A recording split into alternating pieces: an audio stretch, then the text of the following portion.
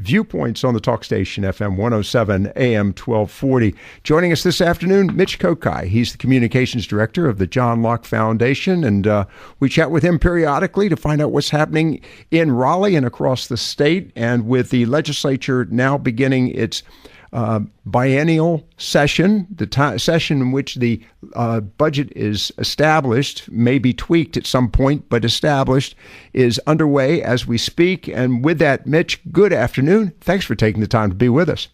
Happy to do it, and thanks for having me, Lockwood. And you're right, this is basically the beginning of the long work of what's called the long session, because this is the session that starts shortly after the General Assembly is elected, and they do most of their really heavy lifting in the odd number year. In the even number year, they're basically just supposed to come back, tweak the budget, take care of some odds and ends, clean up some business. That session ends up tending to stretch a little bit longer than anticipated as well. But this is the year when the real heavy action takes place. In essence, just for a moment, we'll digress here and say this is really where, for a variety of reasons, agendas are established. And when I say agenda, I'm talking not only financial and policy agenda, but in many regards, the establishment for the political agenda. Am I correct on that? That's correct, although you'll see some fine-tuning of that political agenda done as you get closer and closer to the election. But this certainly is the time when the caucus of the Republicans and the caucus of the Democrats sets out the competing priorities.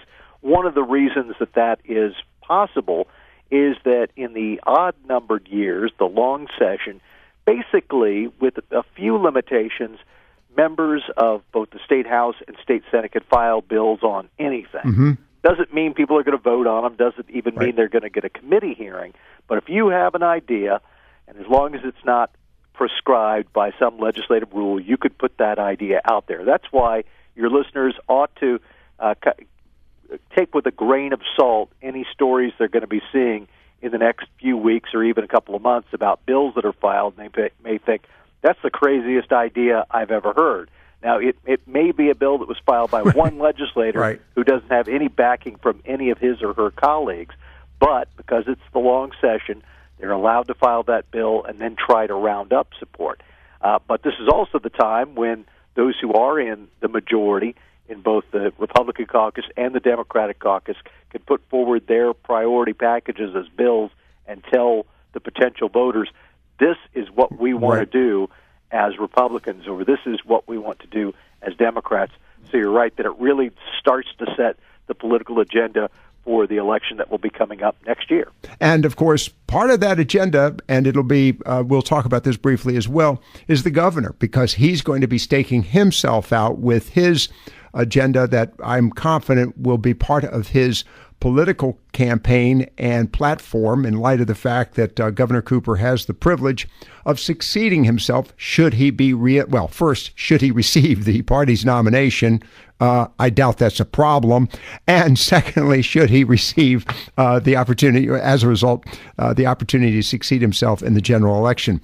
Mitch, looking at some of the issues, and I was quite frankly a little surprised by the start of the legislative session with what I perceived as, shall we say, friendly debate between the leadership of the two chambers, the House and the Senate. And of course, both leaders are Republican. Both chambers are majority Republican, albeit not supermajority, which of course really adds to the intrigue, because it means that the possibility of a gubernatorial override is far less possible, not improbable, but not, it's probable, not all that possible, I guess would be the better description.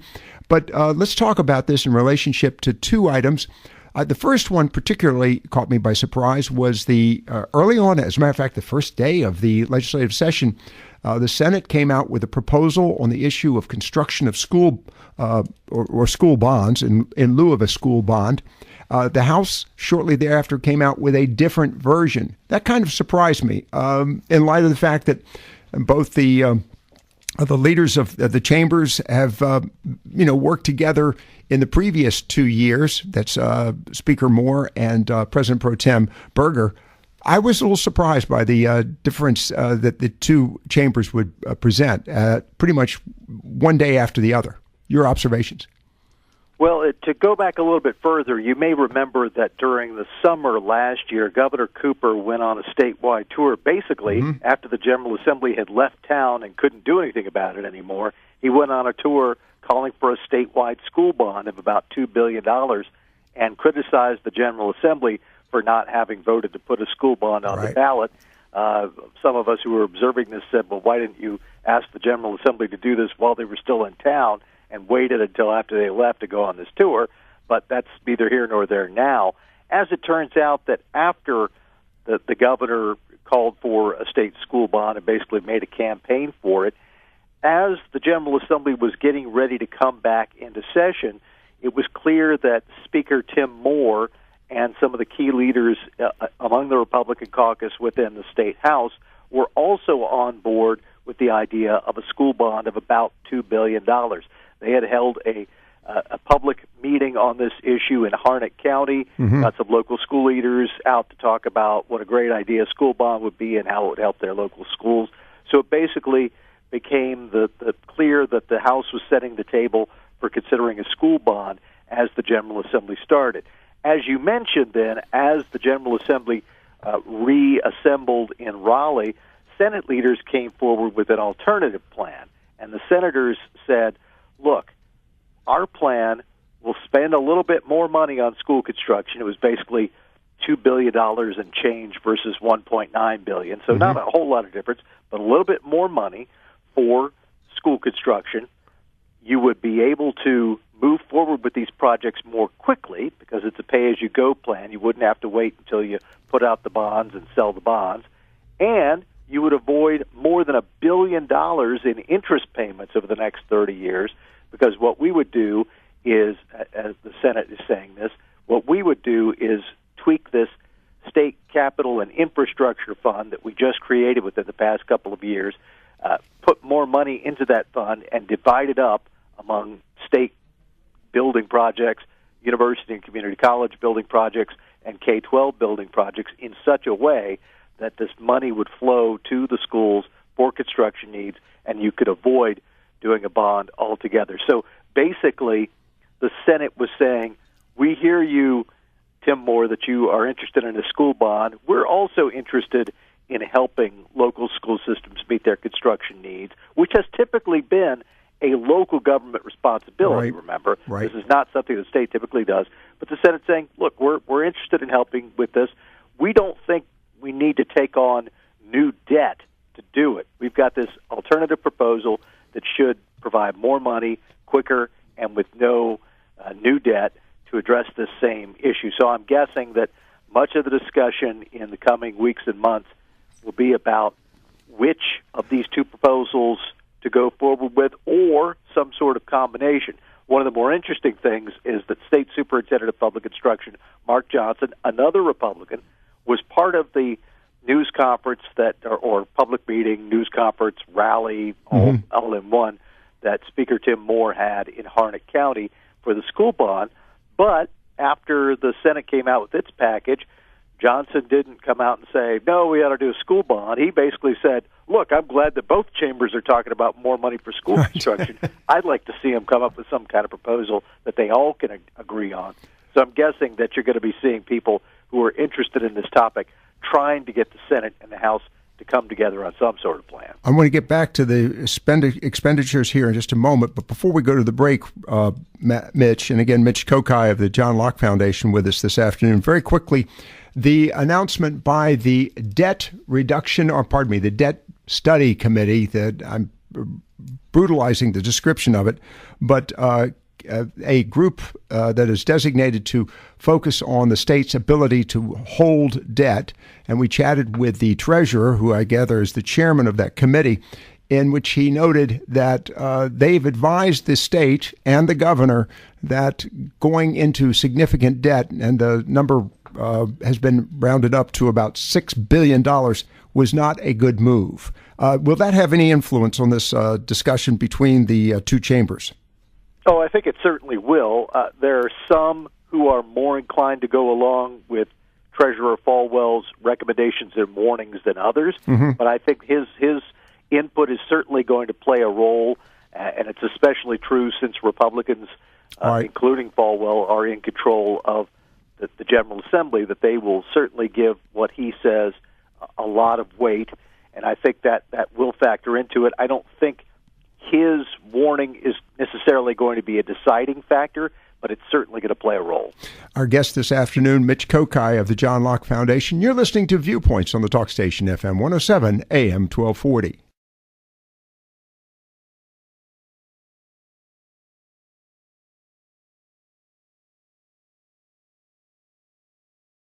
Viewpoints on the talk station, FM 107, AM 1240. Before we get back to our guest, Mitch Kokai of the John Locke Foundation, let me just very quickly remind you about our sponsor for the program, Advanced Water Systems, the people that bring you Connecticut, folks that are practically reinventing water. And as always, to remind you, the single largest independent Connecticut dealer in the country, and the only one in our area being from the Piedmont to the coast, from Georgia to Washington, D.C., family-owned business that started out in one county of eastern North Carolina. If you want to find out more about the outstanding array of Connecticut products, don't hesitate to give them a call at their local offices, Old Cherry Point Road in New Bern, 635-6222. That's 635-6222. Home office and showroom, Highway 70 East between Newport and Morehead City, 223-4444. That's 223-4444. Or online at KineticoNC.com, KineticoNC.com. That's KineticoNC.com. The folks that bring you to Connecticut products and who are practically reinventing water. Again, Mitch Kokai with us this afternoon with the John Locke Foundation. And Mitch, we've got a few minutes left before we wrap things up, and I just wanted to ask you about the future of Medicaid expansion in North Carolina. We're seeing, again, alternatives being introduced. I know that, for example, Representative Greg Murphy from Pitt County has made a recommendation.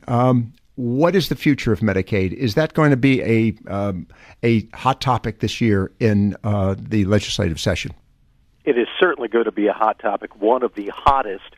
During a public forum in Raleigh not too long ago, the legislative director for Governor Cooper was asked about how long this session would last, and he said that he thinks the session's going to last until they get Medicaid expansion. So we know that Governor Cooper is going to be pushing very hard to get Medicaid expansion. He'll probably put some element of this in his budget, and so it'll be part of the budget negotiations.